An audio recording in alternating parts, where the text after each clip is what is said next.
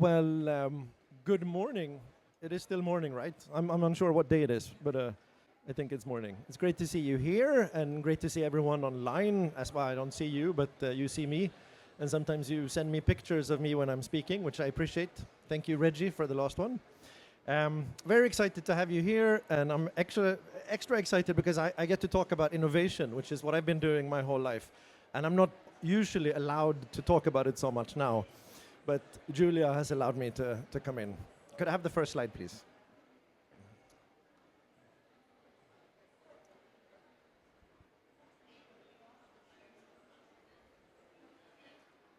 Yes.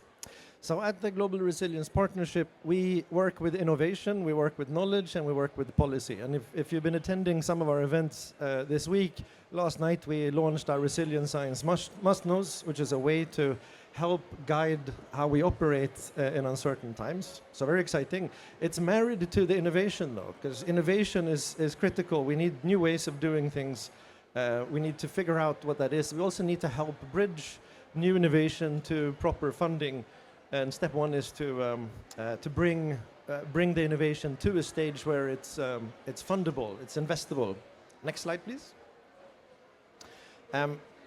So far to date, we've dispersed as GRP about $45 million into resilience initiatives. We now have an ambition to support 15 million people and leverage 100 million, and by leveraging, getting others to invest, and I'll explain that in a little bit. Into resilience initiatives and programs. And it's pretty clear from all the conversations that we participated in Sao Paulo, but also here in Belém, resilience is something that needs to be invested in. A lot of businesses say that. And when a business says something, it means something. And I don't mean like a few businesses said it. Every panel I watched, every speech, every article, the businesses need to invest in resilience. And governments also need to invest in resilience. It's becoming increasingly expensive not to. And this climate change disaster that is happening, we need to get ahead of it and not try to damage control. At the moment, GRP has 4 challenges up and running. One is rain, and I'm not going to read this in too much detail, but nature-positive agriculture, focusing on East Africa primarily. We have another one on urban resilience, which is rice, which we'll probably get into a bit more detail on. And then we have technology for evolving challenges, tech for resilience. Basically, anything that can be tech, AI, large language module driven to reduce disaster risk and build preparedness. And then finally, in the Hindu-Kush Himalaya region, together with ISIMOD, same kind of thing, running challenges. Next slide, please. This is just an overview of how we think of it. You can look at this and also overimpose a ladder if you want. But you have pilot testing of ideas. That's sort of where we are today. But as that sort of goes to the right and gets more ready for being invested in, the absorption capacity of the businesses is built so they know what to do with money. They can spend the money. The team is built up and they know how to report. And maybe at some point there or moving over to scale, you get proof of concept, which is where you need more money to scale up. It could be working capital, but it could also just be the resources you need internally to actually scale something up. And then we can't do this on our own. This is not the GRP value chain. This is our value chain or funnel. So we can work on the left side, and then we need partners to come in when it comes to scale and to amplify. And at GRP, we've seen this happen. We've done this for about 11 years as GRP, and prior to that in other shapes. We've seen several equity and debt deals come as a consequence of the work. Having been an entrepreneur myself since I left school, I'm not an entrepreneur now. I don't think GRP qualifies, but you have to sort of fail a couple of times. Sometimes that hurts. You don't have to go bankrupt necessarily, although some entrepreneurs say that you need to go bankrupt at least twice to be a proper entrepreneur. I don't necessarily agree, but you need to know what the pain is, and you need to know what it is you need to go through in order to get to that scale. Because growing a business is hard, It puts demands on you, your family, and so on, and you need to be also resilient in what you do. Seeing things that 5, 10 years ago were just ideas, getting equity and debt investments from reputable, good funds, VCs, and so on, that is the proof. That's the receipt that we need to see. Next slide, please. So what are we looking for as GRP? Well, if you want to come in and partner with us, do. We have a strong foundation in science. We are managing partners together with Atlantic Council for what happens here. So the Resilience Hub at COP, it's a circus, right? But it's also a pretty good circus. We need campfires. We do the same thing in New York and London Climate Action Week and in a few other places. So please, don't be shy. Join us. And again, don't go back to the previous slide, but the previous slide is not our slide. It's our slide, right? Yeah. So we can announce some winners for our Tech for Resilience, the one I mentioned just previously. We had 300 applications received from 70 countries, 15 shortlisted, 8 winners, and each winner will get between 25 and 50,000 US dollars. Remember, this is at the left side of that funnel that I showed you, and here they are. So very, very happy to see Mercy Corps Europe through the implementation office in Nepal, enhancing anticipatory action through AI. We have Goal Global, which is in several countries, looking at cholera and how that can be tracked. We have Ikara Institute working on Terra Signal Resilience Platform in Mozambique, much needed. Sudan Urban Development Think Tank, Darasha and AI for Sudan. Tigray ICT Professional Association, AI-powered community resilience, Hashade, predictive SRHR, triage in emergencies, the Migration Center for Global Assistance in the Philippines, and then we have Yayasan Sakawarga in Indonesia. So great. What we will do with these guys now is continue, you'll meet some of them here, but we will continue working with them, and our mentors and entrepreneurs will engage with them and also connect them with other potential funders, as per what I said before. And with that, I'm going to go and sit down in this Belaine sauna over there and hand the mic over to you, Julia. Thank you. Thanks, Jesper.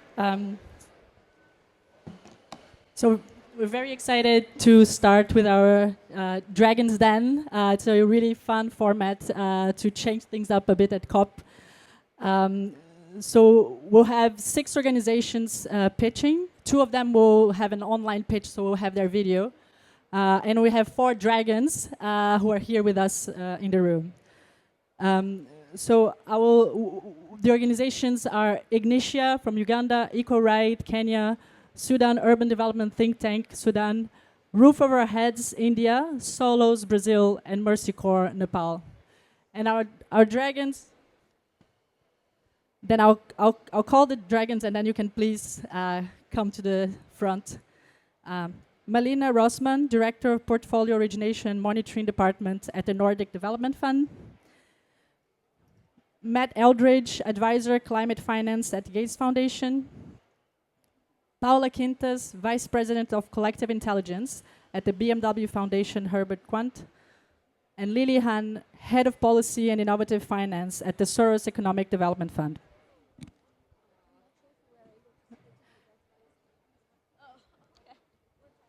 Okay, yes.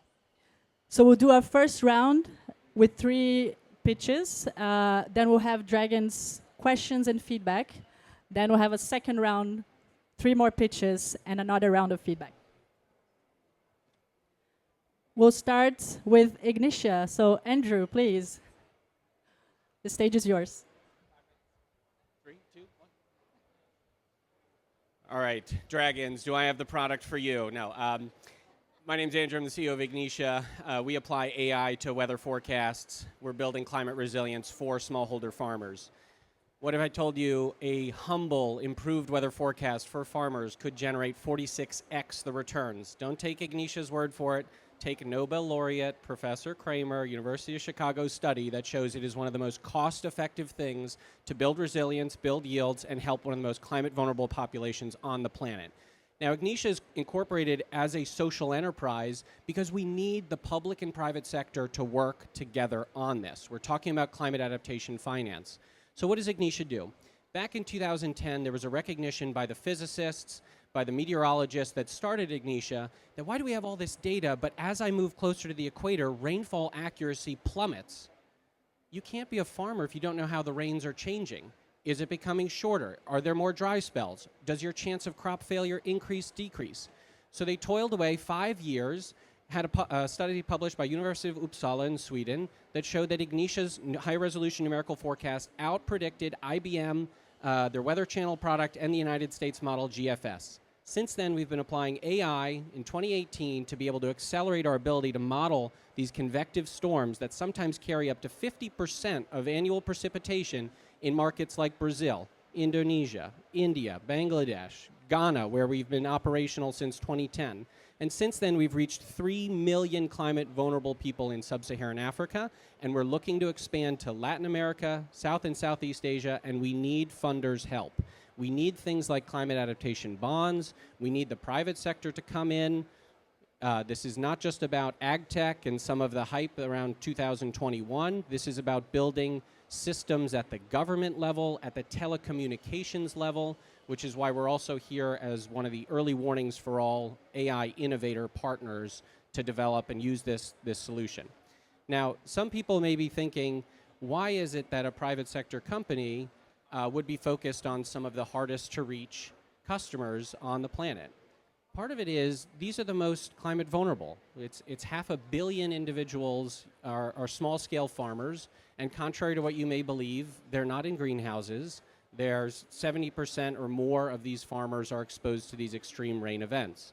And so part of our approach is not only on innovating on the weather modeling itself, which we have a great deal of expertise in, but also on the last mile distribution. And this is where we engage in systems thinking. I was just coming from speaking to one of the heads of meteorological agencies in Nigeria in particular, where there's a strong interest by partners to engage in the private sector, data as a service, and engaging with funders to be able to provide a digital public good while also not crowding out the private sector from innovating. Now, I would encourage everybody to look, where do oil and gas get their forecasts from? Where do offshore oil companies get their forecasts from? It is the private sector. What's used to land planes? The private sector. Vaisala radar, all of these. Private sector is not the enemy. We need to work together. There's 200 billion data points on weather being collected every single day. Partnerships are needed to unlock the power of AI, and we need digital public infrastructure to come in to make sure that AI does not exacerbate the digital divide that exists with smallholders.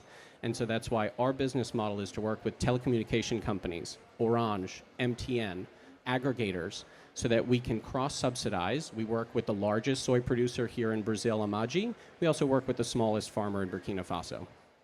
In Burkina Faso, it takes me 18 months for a payback period. In Brazil, 1 month. This is the type of blended capital Ignitia needs to be able to de-risk our ability to reach millions and millions of more individuals. So with that, I will close and encourage you to, if you disagree with the ROI of 46x, read Kramer's work. Thanks. Thanks, Andrew. And we'll move quickly to keep the Dragon's Den dynamic in a fast pace. From Equal Right, Patrick Brown. Thank you very much, Julia. So I'm the executive director of Equal Right, and we're a non-profit organization that works to advance climate justice, equity, and human rights through advocacy for universal basic income. So right away, it's clear we're very much from the NGO world, and we're stepping into the climate finance world a little bit for the first time. So my language is probably framed more around that sort of background rather than the private sector, but hopefully it still comes across okay. So for 30 years, the Ilnagwezi Conservancy, which covers around 10,000 hectares of grassland in rural Kenya, has led the way as one of Kenya's first community conservancies, with successful grassland restoration projects, a luxury eco-lodge, and a government contract to protect 2 white rhinos. Yet even in this relatively strong example of community conservation, cracks appear. Increased drought forces pastoralist farmers onto protected grassland. Poverty continues to drive reliance on extracting firewood and poaching. And the community lacks a mechanism to equitably distribute the benefits of conservation to all. So, the Climate Commons Fund aims to change that, offering an innovative solution to equitably distribute the benefits of conservation, catalyze climate action within the community, and build resilience to climate shocks. Over the last 6 months, Equal Right has been engaging with the community in Il-Ngwesi, co-designing this instrument, engaging over 1,000 people in the community directly. And we have designed this locally managed, owned and operated fund concept. This fund would be initially endowed with donor capital and would invest in an ethical ESG portfolio with support from an external fund manager. The returns generated from the fund would support an unconditional annual payment, what we call a conservation dividend, for every member of the Il-Ngwesi Conservancy, solving the problem of how to universally and equitably share conservation benefits. However, this isn't just money for nothing. We're going to capture a wide range of ecological indicators, everything from soil health, grassland cover, the number of ecotourism businesses that have been established, the rate of farm diversification, instances of wildlife crime. And we're developing a fair and transparent formula to index these indicators to the level of payment, meaning there will be a baseline payment and then there will be a premium that will adjust the payment either up or down, depending on whether ecological indicators improve or degrade. Why is this approach better? We believe this approach can enhance social cohesion, strengthen engagement in community conservation without the often inefficient, inequitable, and undignified approach of conditional, means-tested, and carbon credit programs. And crucially, this model proposes a scalable, sustainable mechanism to fund cash for conservation essentially anywhere. We believe this model could be implemented anywhere with a few tweaks. It devolves and builds wealth at the local level, giving power and autonomy back to local communities and also acting as a vehicle to crowd in investment from other places. So in addition to the returns made by the fund investments, by that baseline endowment, we've already discussed with leaders in Il-Ngwesi capturing some of their existing revenues from carbon credit programs, from the eco lodge that they've got, and putting that into the fund to support the payments. And we also believe there are numerous other options that exist for long-term sustainability within the area. PES contracts, green bonds, investment in community renewables, investments in microfinance for local enterprises and farm diversification. We believe all of these could be in the medium to long term fed into the fund after the initial endowment. That's probably going to need to come from philanthropy. But we are open to other blended finance models. We anticipate that a minimum of 3 million will be needed to endow the fund, and that is based on being able to pay out a meaningful annual payment at an anticipated, and we feel relatively conservative estimated rate of return of 7% per year. As I said, we're open to blended finance options as well. So as well as the endowment ask, we also would ask for your help to help us to navigate and tap into the climate finance ecosystem in Kenya, in East Africa more broadly as well, and help us navigate that space. Thank you very much. Thank you, Patrick. That was great. We have now one more pitch. That's going to be a video pitch from Daraja AI for Sudan. They couldn't be here. Yeah, sorry. We'll turn around to watch their video. It's our third pitch from the first round. So let's go. Sudan, is experiencing one of the world's most severe climate and humanitarian crises. More than 10 million people have been displaced by conflict, and hundreds of thousands of families are forced from their homes each year by floods, droughts, and other weather-related disasters. Harvests are failing, livestock are being swept away, pastoralists are losing grazing lands, and families are struggling to survive multiple crises at once. Yet, weather warnings often fail to reach those who need it most in forms they can understand or act on.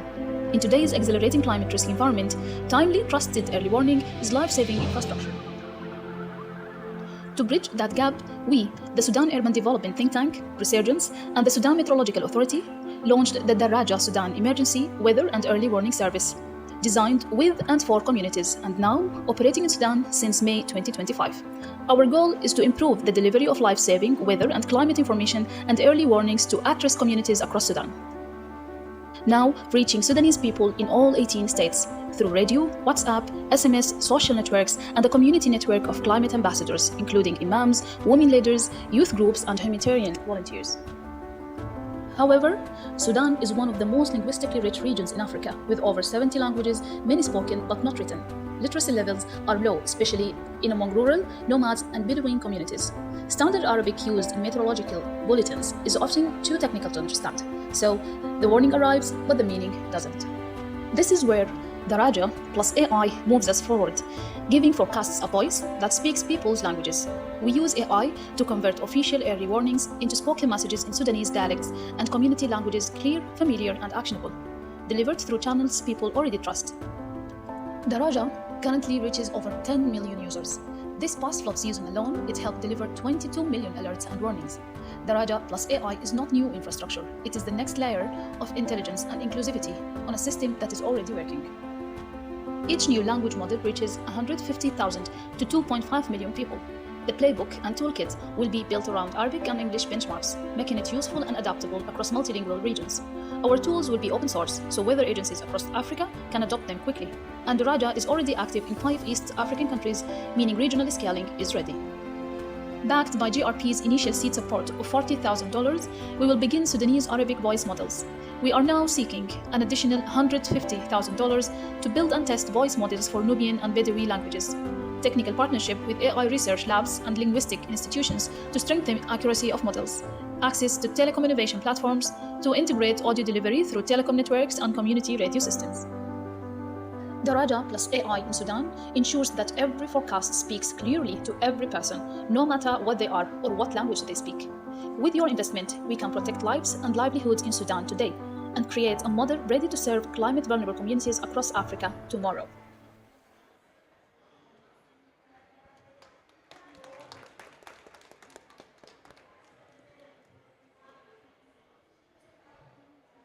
All right, dragons. Let's get some feedback. Who's ready to go? Malina, please. I can start with the first question. And I start with the first pitch.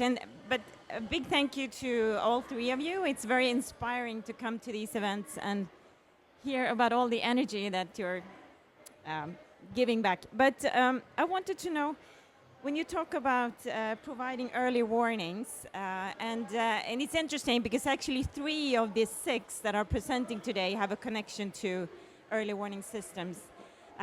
So one question is closer.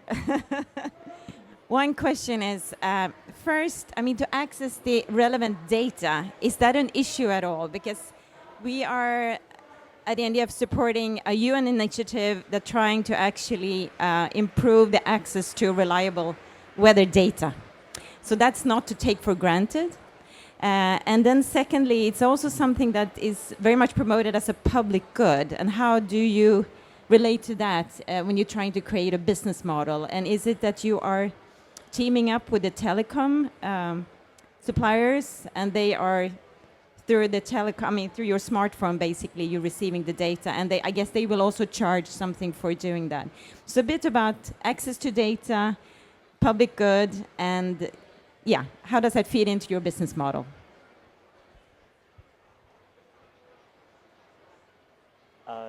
So I have a couple questions. I don't know how many rounds we have, opportunities we have to provide questions, but perhaps on that for the Mercy Corps, I'll have it as close as possible. Yep. So for Mercy Corps, I think, I mean, the sustainability and scalability of your fund really relies, right, on the, yes. Equal, oh, sorry. Oh, I'm so sorry. Yes, yes, equal rights. I apologize. Sorry. For equal rights in Kenya, the model really relies on the underlying financial model that's there. So I was curious if you could talk a little bit more about the projections, the assumptions that underpin that, what contingencies you have in place, and any stress testing you did for that financing. And maybe like a sub-question is on the conservation outcome payments. How are you establishing sort of some of that causal link? If you are at all, because they're, conceivably conservation efforts could exist and they could be strong, but you could still see negative direction of travel, so you don't want to penalize the community for that. So thank you. And sorry again. Okay. Can I speak to all three, or do you want me to just ask one question? Oh, I'll try to keep it short. Okay. I did have a question for Ignitia, because you mentioned that first of all, there is very poor data in terms of like around the equator. So is that also just like a data quality gap? And are you guys able to fill that because you're focusing on this geography specifically? And then you also said you have actually much better technology and data than even large-scale commercial, weather data providers. So I'm just wondering, like, what gives you that technological edge? And now with the rapid pace of AI, which is certainly applicable to climate and weather data, if you will be able to sustain that special sauce for your focus on these, kind of emerging market equatorial areas. For the climate fund in Kenya, we started to chat about this a little bit. I really do like the sort of local ownership and the fact that you just sort of pay once and then it gives the local community kind of ability to derive income from that and steward that in the longer term, as well as the nature of linking the cash transfers to performance on conservation targets. Love all that. However, I do question the scalability of this, because the 3 million, I think you said 7% return, so that's like 180 to 200K per year. How much is that going to give you in terms of impact on the ground? That is gross of fees, so then you have to subtract manager fees from that. And so if you then want to scale and replicate that, you will then need to accumulate a much more sizable corpus of the endowment beyond 3 million than in order to, get much more capital beyond a couple $100,000 per year to fund whatever you want to fund. So I guess that for me is a key concern. And then finally, on the AI model, I guess I just couldn't help but notice similarities among that one, Ignitia, there's a Mercy Corps one, right?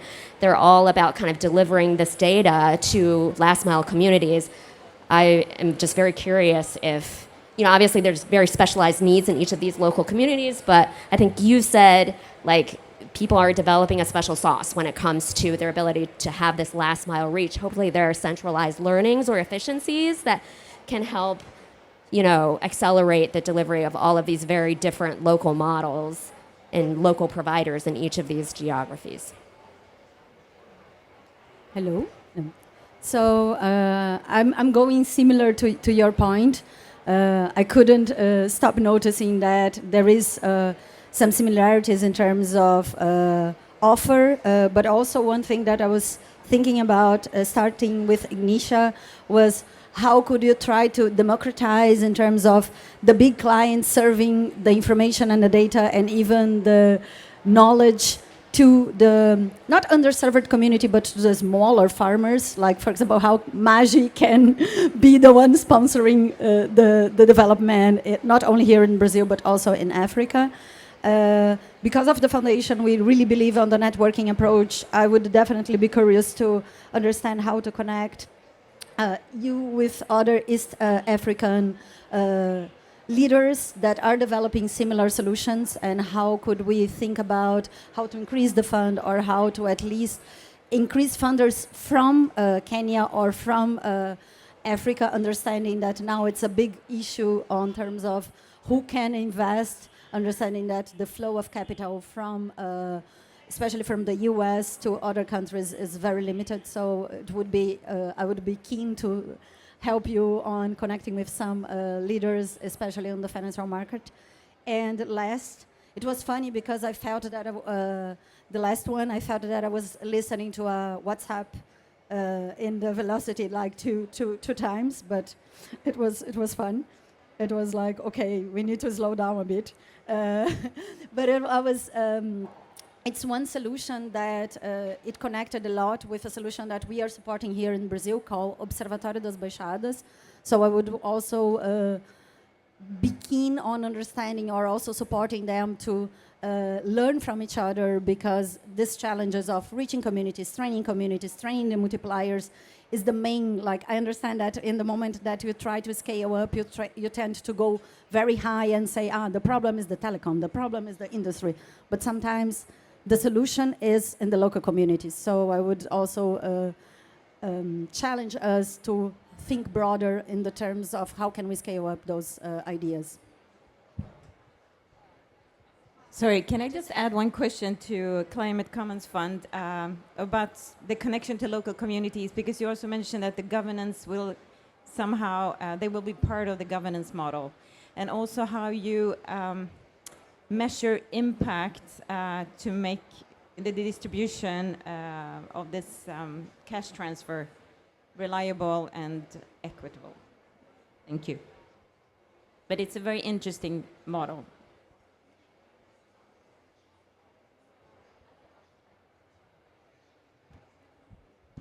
Thank you. Yeah, we have really great feedback and lots of things to talk about. So this is really exciting. Andrew and Patrick, I'll give you like 1 minute each. No? We don't have 20 minutes today. We'll give you 1 minute each, because then we have to move to the second round. So Andrew, if you want to come back for 1 minute. All right, is data a problem?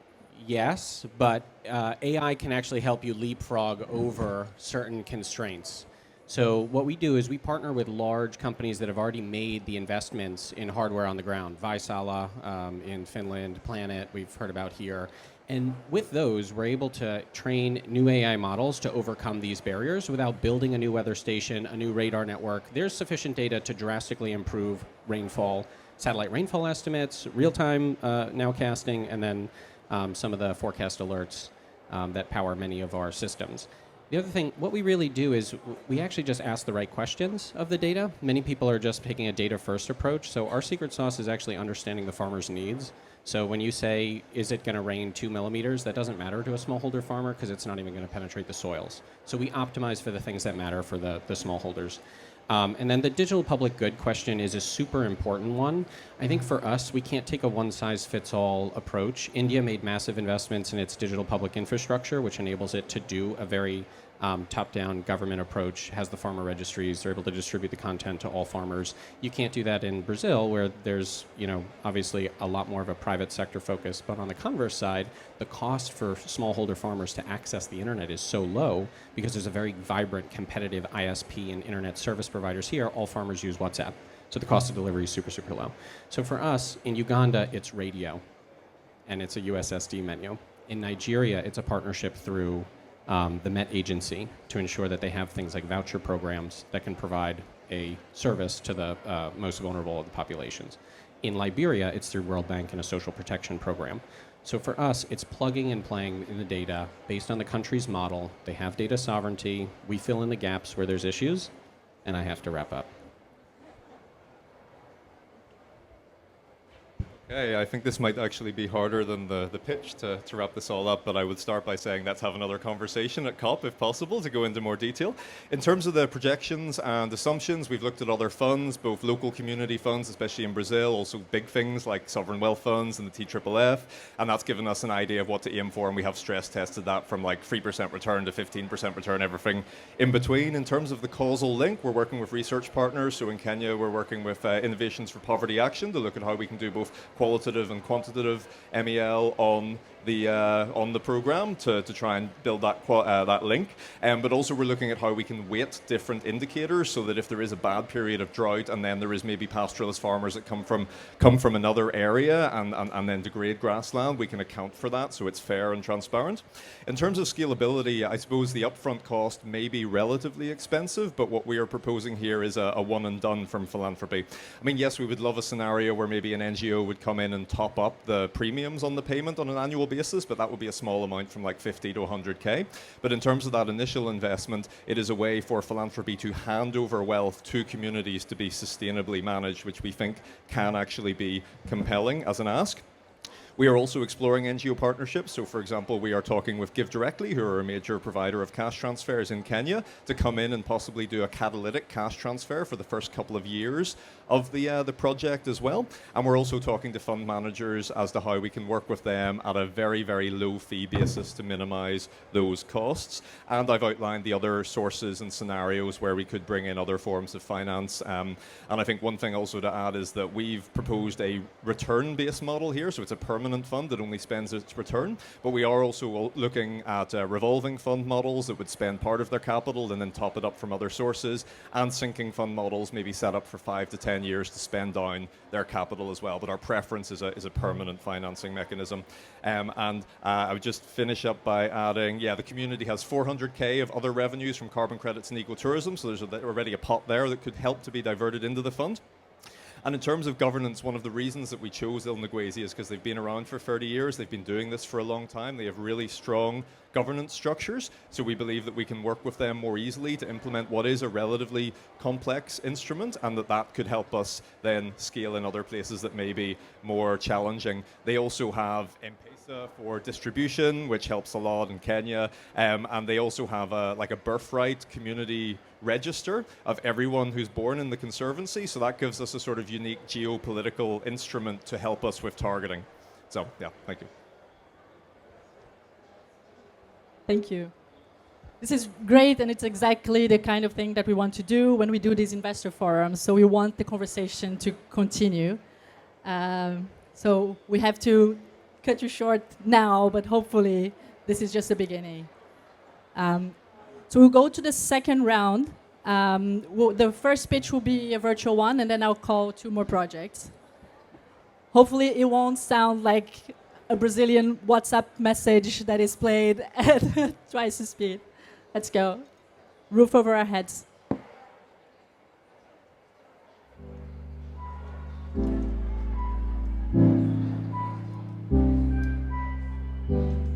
Hello everybody, I'm Sheila Patel, a member of the ROO family, that's Roof Over Our Heads. This journey has only been possible because of the deep commitment and courage of the women's collectives. They still want to pursue learning about how to be able to produce a resilient home to face extreme weather. We're now working in 12 of the 20 countries that we were committed to work in, and 54 learning labs in focused, specific, vulnerable neighborhoods.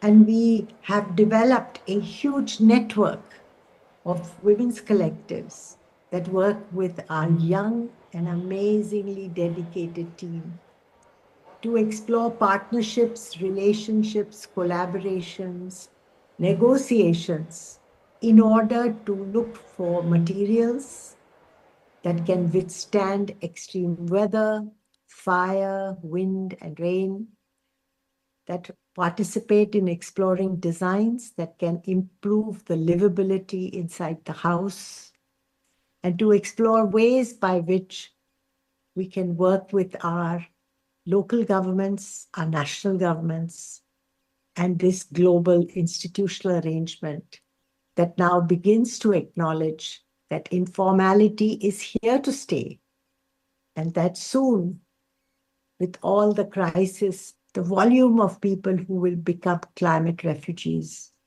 means that they will have to come some way or the other into cities. The most interesting and amazing discovery this year is to produce an incremental ladder in which you start with assessing the most important and urgent changes that are needed, that fit within what women can afford.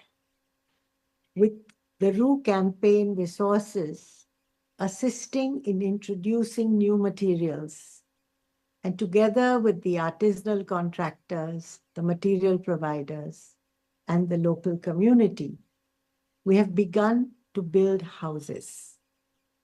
We will test how they work. We will check whether there are things that need to be improved. And most importantly, we try and look at ways by which these solutions can grow exponentially, both through the campaign and from the word of mouth. We have begun to involve academic institutions. We knew somehow before that engineering, architecture, social sciences did speak about informality, but they did not do in-depth research. They did not do rigorous explorations, and none of the knowledge that is needed was part of their curriculum. And we are very proud to say that a growing number of local academic institutions are now partnering with communities to make this change happen, not only in these neighborhoods, that it goes into various policies that the academic institutions and local NGOs seek to produce. The outcomes and the recommendations of the COP, both with all of us who are in the blue and the green zone, but also in the hallowed discussions of all the people who represent our countries. They recognize the strong commitment needed to produce a new normal where poor neighborhoods, poor women, and incidentally, 40 to 60% of cities that are trapped in informality see a light at the end of the tunnel. Thank you so much for coming here today. And thank you so much for supporting the RU campaign. We welcome you to join our family, to identify communities that you want to work with that might benefit from what we do in RU. And we hope that something very powerful, very meaningful, and very useful to people who live informally comes out of this COP. Thank you.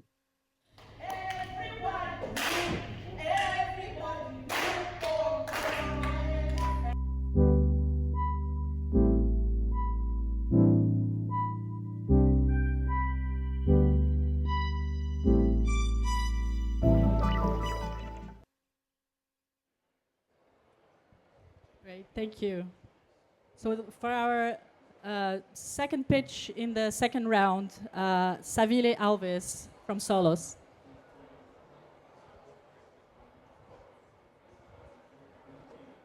Hi everyone, I'm Savile Alves. I am a Solos founder, and we are a social environmental business. And I would like to ask you, who generates waste here? Raise your hand.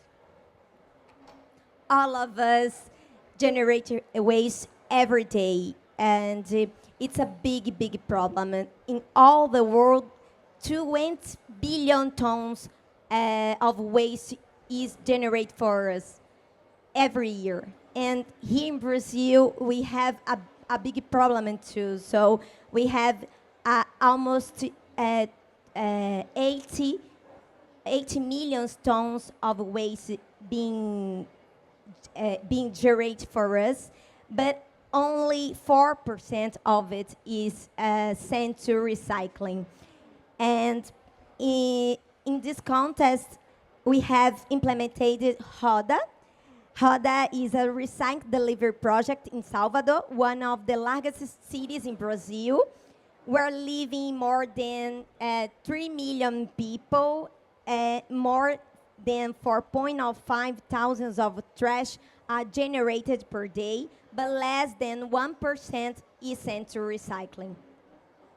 Beyond the low recycling rate, almost all the materials collected and sent to circular economy are collected by waste pickers.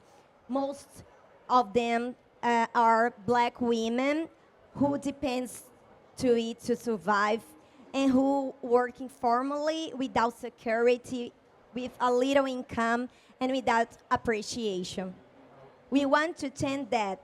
Roda is a door-to-door select collection system which works like a delivery service, residents and local business schedule the collection and train the collections, collect the materials direct from the source. We provide safety equipment, training, and electric tuk-tuk, turning the waste pickers into formal works. Our goal is to include and pay 100 collect in the project, collect more than 400 tons of waste, and impact more than 50,000 people with environmental education. By using low-carbon tuk-tuk, the project also contributes to reduce emissions, and we improve the social justice, income, and dignity. And with the support of you, we want to show that this model can become a public policy and be replicated in other cities. Thank you for the opportunity to transform reality with us.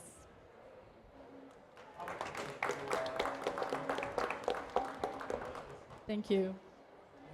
And our final pitch, Mercy Corps Nepal, David Nicholson.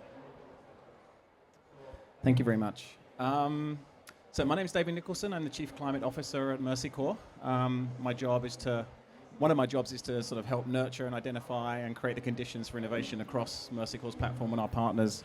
And within that world, Mercy Corps Nepal is a genuine hotbed of innovation, particularly when it comes to anticipatory action and anything to do with disaster risk management. So our Nepal team, this is their concept and their design. They asked me to represent them here today rather than making a video, and I do that with all humility, but I will do my best to represent their thinking. Oh, okay, sure. I have to stand over here. So, I'm going last. You guys are hot. Everybody's hot. People are getting hungry. So I promise you this is a pretty simple idea, and I will keep it pretty concise and to the point. What the Nepal team has designed is and want to test is what they call an AI for ready. It's a deployable AI in a box model that can be deployed for hyper-localized anticipatory action decision making to remote off-grid parts of Nepal. Now I'm just going to quickly take you to Nepal and give you a sense of where we're talking about. This is in the southwest region in the Terai. The Terai is what passes for the flatlands of Nepal. Still hills that are much higher than anything that I grew up with, but we're talking about agriculture land, major rivers flowing through the area that are fed by the glacier melt and the rains up in the mountains.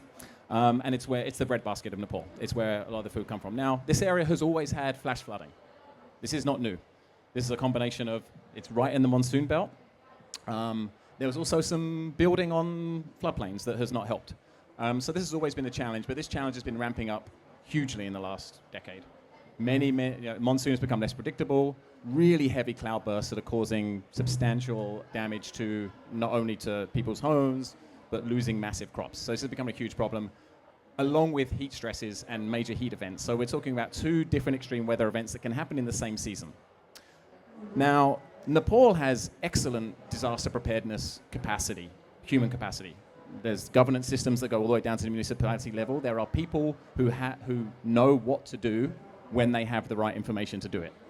So the thing that's missing here and the thing that we're lacking is the information to arrive to those decision makers who will execute their action plans at the right time. The information currently comes to them in the wrong languages, it's inconsistent, and it comes too late.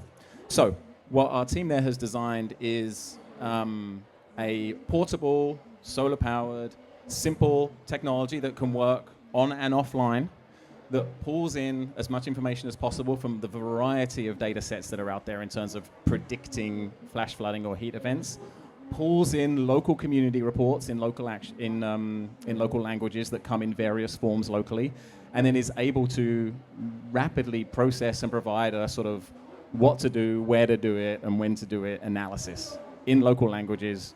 So it's an action plan. That report goes to trained professionals that are part of the response network in Nepal who know how to do that work. So we're just filling that gap.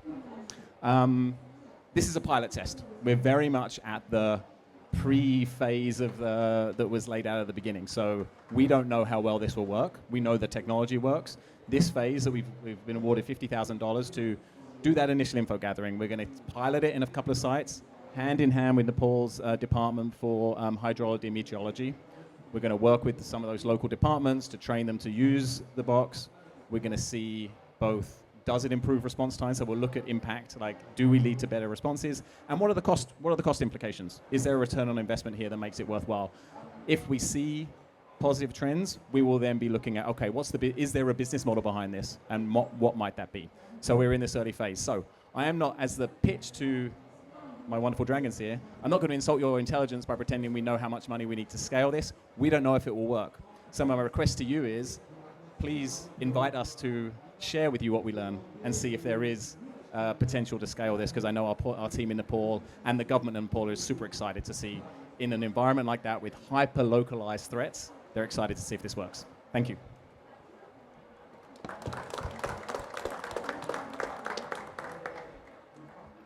Thank you, David. So we'll go for our second round of feedback from our dragons.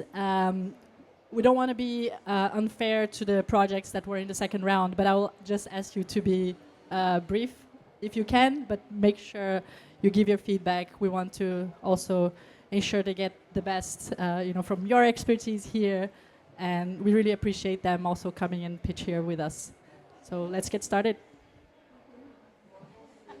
Okay, I take the advantage to start. So I think, overall, it's super interesting to hear about these models. And like I say, I think it's interesting about these weather forecasting using AI.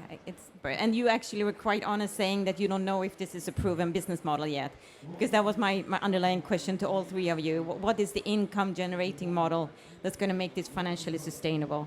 But you already said that you're not there yet, but interesting model. But if you look at the roof over our heads that are actually planning to expand to a lot of different countries. So I presume it's a proven business model somehow, but I just want to understand, how are these houses made affordable?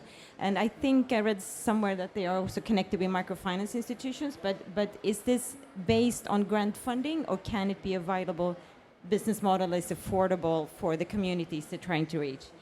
And the same question also to Rhoda. I think it's a very interesting initiative, and it takes, it has a lot of relevance, but I'm also wondering, how do you get paid? I mean, is waste something you can make money of, so you can actually make this a sustainable model? Because investing in the vehicles, paying the waste pickers, etc., it's going to be, you need some sort of income model underneath. And I was just wondering, how do you do that? Thank you. Maybe I can jump on this, because I was also curious about, it was interesting to see that the development of the three last projects seem a bit more early stage than the other three. So for Hoda, my question would be, I can see this business model working better in smaller scale cities, the ones that don't have a proper recollection, like cities that people go actively to places to live. So my question would be, why Salvador? And you also mentioned other 9 regions or countries or states. So I think it's a business model by demand that would work better in smaller scale, like smaller scale Brazil, like 200,000, 300,000, up to 500,000 inhabitants, the ones that are still not so certain about how they can do it. So this would be interesting. I would be very curious to understand the development of your business model. And for Mercy Corps, I'm very curious how you can connect with our fellows from the previous pitch, because it seems that he can solve some of your problems. can add to that. Yes, it's very similar questions. I wasn't sure if the roof over our head was basically just a pure grant model, that they just want grants to work with research universities in local areas who then go into the communities and design very tailored solutions. Good question. Like then if they have a great idea for how to fix up your house, where are you going to get the money to do it? These are very low income communities. So at 5 million is a sizable grant ask. So that's a question. A little bit of an opposite question for Hoda, because you only want $300,000, but this also seems like it takes some doing. So what more can you do with $300,000? What have you been how have you gotten to the point you've gotten, like how much funding have you need to absorb so far? I'm not sure I actually agree. I almost think like this could be applicable to larger scale municipalities, especially those that actually have the fiscal resources to hopefully take over public financing of this, right? Because in developed markets, this is a public service that is funded by municipal governments and taxpayer dollars. That is sort of the ultimate sustainable model here. So if you can show that this can work and ideally transition that to this ultimate payor and their ownership of this, and that might require going to municipalities who could have sufficient fiscal resources to do this. That might be the pathway. That would, right? And then finally, same on the AI Mercy Corps model. The only thing, two things I'll add is it feels like GRP actually could play a role here. So I hope that instead of just sort of giving money to your challenge fund winners and then wishing them good luck, that you continue to connect and facilitate and derive learnings that can drive future challenge grant things. And then finally, have you all heard of the Systemic Observations Financing Facility? I just learned about this today, which is a UN grant-making fund. It is, I'm really giving a TV commercial for the UN here, is a foundational element of the UN Secretary General's Early Warning for All initiative, launched in 2022. And it basically provides grant funding specifically for gathering climate and weather data. So this seems super relevant for all three projects that are in that space. Okay. NDF was one of the original founders. That's great. WMO? Was it the WMO? Yeah. I guess we are all thinking the same thing because we all had similar questions. Every question you asked was on mine, so I'm not going to repeat. I'm not going to repeat everything.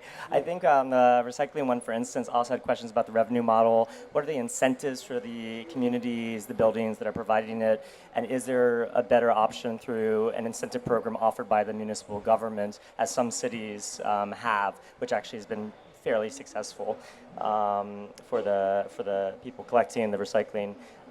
For Nepal, just curious about what sort of guardrails there are in the AI system for do no harm. You would hate a scenario where the AI is providing guidance or feedback to a local municipality for an upcoming risk, and it's the wrong guidance, right? That would be a worst case scenario. And then I think for the model that we saw, the video for the housing model, also just curious about what financing is in place and also what are the policy institutional engagements, because if you're making an investment in a fixed asset like a house and it's living informality, there's a risk that's there. So how is the project and the project sponsors, how are they engaging the local policy context? Great, I'll stop there. And I just want to commend all the 6 projects. They've been all really interesting and cool projects. Thanks. Thank you. So, Savili and David, 1 minute. Tough questions, and we'll make it harder by giving you 1 minute only. Yeah, it's a long talk we have to do because here in Brazil we have a beginning regulation. So we have a new laws about this theme. So we have a long way to be better. But here in Brazil, all of the big generators, so the big companies have to pay for be more scalable the recycling collected. So it's part of the we need business money to make this collection be possible. So municipal government is our partner in this case, Roda from Salvador, And I think the big goal of this project is have money from big companies, because the law, Brazilian laws, force the big companies to put money in this kind of solutions. It's a new kind of solution. So we have a innovation system is totally different from the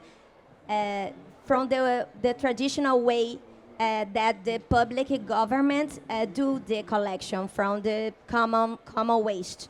So I think this is our big quality. So I think this is a combination of funding to get from another cities, and Salvador is one of the largest cities in Brazil, but we are doing this in some neighborhoods. So I think it's a kind of solution like Roda. It's not for everywhere, but we need this one as one of possibility to citizens do the right discard with her own waste. So I think it's a big reason. I'm so sorry because I'm a little nervous and I speak better Portuguese than English. So, but we're gonna do this conversation, okay? Thank you. With full respect to people doing it in their second language, I'm happy to give you some of my seconds, and I'll be very quick. Business model, yes. We're fairly confident there's a substantial cost saving for public financing here, so there's an interesting potential for business models along those lines. Whether there's a community payment model involved or not is part of what we'll test in the pilot. Like, is there actual sort of revenue generation locally or not? We'll see. But public financing, totally potential for that. The guardrails, absolutely. I mean, there's no question about that. It is being quite carefully ring-fenced on what information is brought in, and again, they're going to sort of calibrate it a little bit through this first pilot, but it's high on the agenda of safeguarding things that we do at Mercy Corps, but I appreciate that call out. And then finally, Ignitia. Mercy Corps Ventures, for those here yesterday, when I had my Ventures hat on, it was an investor in Ignitia, so we know each other well, and there's certainly some parallels, and again, it's, you know, as we get through the pilot, we'll be exploring what partnerships make the most sense. Thank you.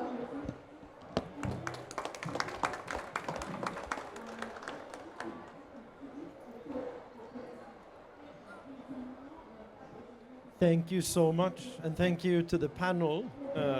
Really thoughtful, good feedback. Thank you to the project for the ones online who couldn't come. We all know that COP is not very accessible, but that spent the time to do that. Thank you for all the hard work from the entrepreneurs, the true heroes, really, in getting stuff done. And it's great to see it come together like this.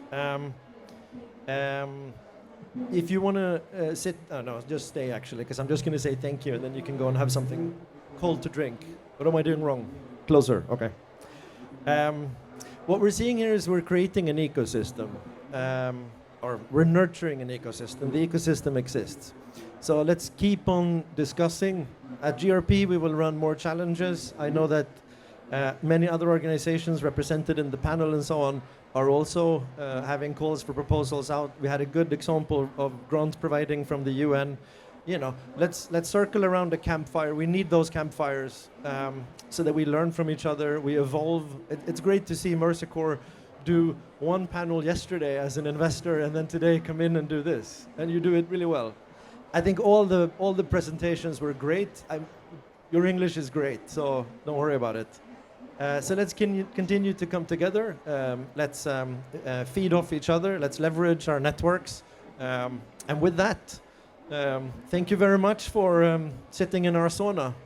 No, I invite you to some other sauna. Thank you.